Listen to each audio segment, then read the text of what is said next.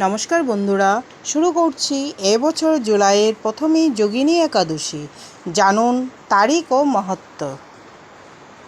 বছরে 24টি একাদশী পালিত হয়। এই প্রতিটি একাদশী বিষ্ণুকে সমর্পিত।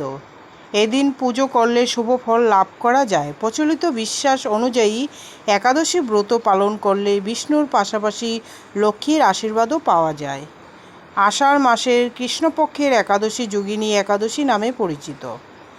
এই তিথিতে বিষ্ণুর পুজো করলে সমস্ত পাপ থেকে মুক্তি পাওয়া যায়। এই ব্রতর পুণ্য প্রভাবে মৃত্যুর পর বিষ্ণুর চরণে স্থান লাভ করা যায়। চলতি বছর কবে যোগিনী একাদশী, কখন ব্রতভঙ্গ করবেন, সে সবই বিস্তারিত জানুন। যোগিনী একাদশীর তারিখ।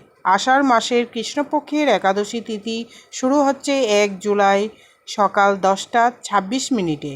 একাদশী তিথি সমাপ্ত হবে 2 জুলাই সকাল 8টা 34 মিনিটে। উদয়া তিথি অনুযায়ী 2 জুলাই যোগিনী একাদশী পালিত হবে 3 জুলাই সকাল 5টা 28 মিনিট থেকে 7টা 10 মিনিটের মধ্যে ব্রত পালন করা হবে। 3 জুলাই সকাল 7টা 10 মিনিট দ্বাদশী তিথি সমাপ্ত হবে। দুটি শুভযোগে পালিত হবে যোগিনী একাদশী ব্রত। এবছর দুটি শুভযোগে যোগিনী একাদশী ব্রত পালিত হবে। যোগিনী একাদশীতে ত্রিপুষ্কর যোগ ও সর্বার্ধ সিদ্ধি যোগ নির্মিত হবে 2 জুলাই সকাল 5টা 27 মিনিট থেকে। পরের দিন 3 জুলাই 4টে 40 মিনিট পর্যন্ত সর্বার্ধ সিদ্ধি যোগের প্রভাব থাকবে। ত্রিপুষ্কর যোগ থাকবে 2 জুলাই সকাল 8টা 42 মিনিট থেকে 4টে 40 মিনিট পর্যন্ত।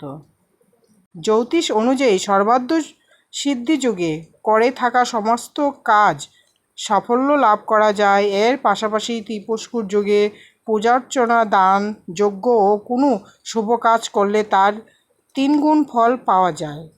উল্লেখ্য, ত্রিপুষ্কর যোগে যোগিনী একাদশীর পুজো করা অত্যন্ত শুভ ফলদায়ী। যোগিনী একাদশীর মাহাত্ম্য। সনাতন ধর্মে যোগিনী একাদশীর বিশেষ মাহাত্ম্য রয়েছে। এই ব্রতর প্রভাবে সাধকের জীবন মরণের চক্র থেকে মুক্তি পায়। এর পাশাপাশি বৈকুণ্ঠ লাভ করা তারা কৃষ্ণ যুধিষ্ঠিরকে এই একাদশীর মাহাত্ম্য জানিয়েছিলেন। নিয়ম মেনে ব্রত পালন ও বিষ্ণুর পুজো করলে সুখ লাভ করা যায় এবং ব্যক্তির পাপ ক্ষয় হয়। যোগিনী একাদশীর ব্রতর নিয়ম। যোগিনী একাদশীর ব্রতর দিনে অন্ন গ্রহণ করা উচিত নয়। আবার যারা একাদশী ব্রত করছেন না তারাও ভাত খাবেন না। এই তিথিতে ভুলেও চুল, নখ ও দাড়ি কাটবেন না। যোগিনী